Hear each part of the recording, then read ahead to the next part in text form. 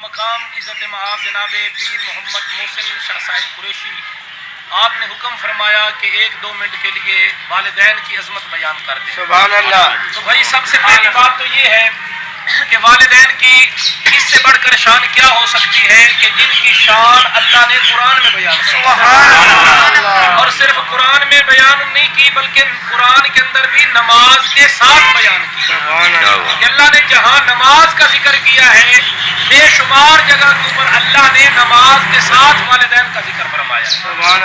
اور دوسری بات، والدین کی عظمت اور شان کا اندازہ آپ اس بات سے بھی لگا سکتے ہیں کہ نماز جو خالص اللہ کی عبادت ہے، اس نماز جیسی اہم عبادت میں اللہ نے دعا والدین کے لیے رکھ دی ہے۔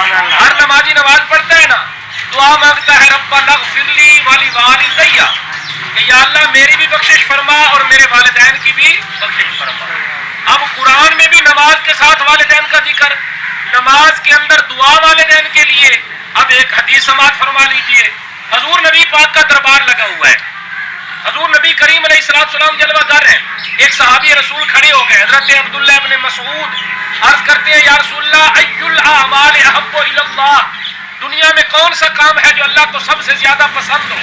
فقال النبی صلی اللہ علیہ وسلم الصلاۃ علی وقتها، حضور نے فرمایا سب سے بہتر کام یہ ہے کہ بندہ ٹائم کے ساتھ نماز پڑھے۔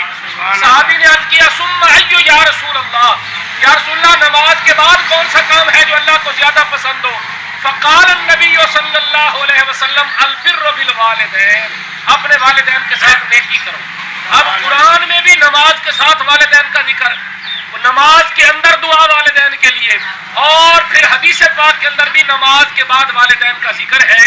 تو یہ والدین کی عظمت کا اندازہ آپ اس بات سے لگا سکتے ہیں کہ اللہ اور اللہ کے رسول نے جگہ جگہ نماز کے ساتھ والدین کا ذکر فرمایا ہے۔ اور حضور نبی کریم سرکار دو عالم نے فرمایا، آج لوگ چاہتے ہیں نا کہ ہم اللہ کو راضی کر لیں، میں آپ کو وظیفہ بتاؤں، میرا وظیفہ غلط ہو سکتا ہے، آپ مجھے طریقہ بتائیں، آپ کا طریقہ غلط ہو سکتا ہے۔ حضور نے جو ہمیں بتایا ہے کہ اگر اللہ کو راضی کرنا چاہتے ہو تو رضا الرب فی رضا الوالدین، اپنے ماں باپ کو راضی کر لو، جب ماں باپ راضی ہو جائیں گے تو عرش والا رب بھی راضی ہو جائے گا۔ تو یہ سب سے بڑا وظیفہ ہے، اللہ کو راضی کرنے کا طریقہ ہے کہ اپنے ماں باپ کو راضی کر لو۔ اللہ تبارک و تعالی ہم سب کو اپنے والدین کی خدمت کی توفیق عطا فرمائے، اور اللہ تعالی ہمارے والدین کو ہمارے ساتھ راضی فرما دے۔ اور پھر ایک بات اور بھی کر دوں کہ زندگی میں اگر والدین ناراض رہے، ہو سکتا ہے گھروں میں معاملات بن جاتے ہیں، لیکن علماء نے لکھا کہ جمعرات اور جمعے والے دن ان کی قبروں پر جایا کرو، ان کے لیے دعا مانگا کرو، قیامت والے دن جب اٹھیں گے تو ناراض ہو کر نہیں اٹھیں گے، راضی ہو کر۔ سبحان اللہ جی، وہ راضی ہو کر اٹھیں گے۔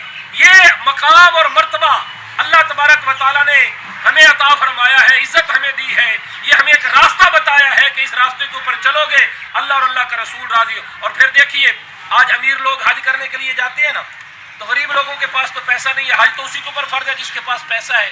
تو غریب لوگوں کے لیے بھی حضور نے حج کا جو ہے وہ متعین فرما دیا کہ اس کا طریقہ کار متعین کر دیا۔ وہ کیسے؟ حضور نے فرمایا گھر میں جاؤ، اپنے ماں باپ کے چہرے کو محبت کے ساتھ دیکھ لو، اللہ تمہیں مقبول حج کا ثواب عطا فرمائے۔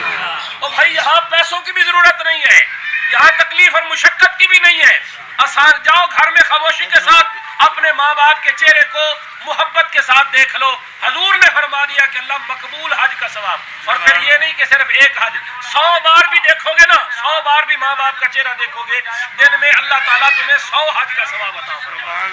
یہ ہے عظمت اور شان والدین کی۔ اللہ تبارک و تعالیٰ کی بارگاہ میں دعا ہے اللہ پاک ہم سب کو والدین کا ادب و احترام کرنے کی توفیق عطا فرمائے، جن کے دنیا سے چلے گئے ہیں اللہ ان کی بخشش اور مغفرت فرمائے۔ آمین ثم آمین، وما علیہ الا البلاغ۔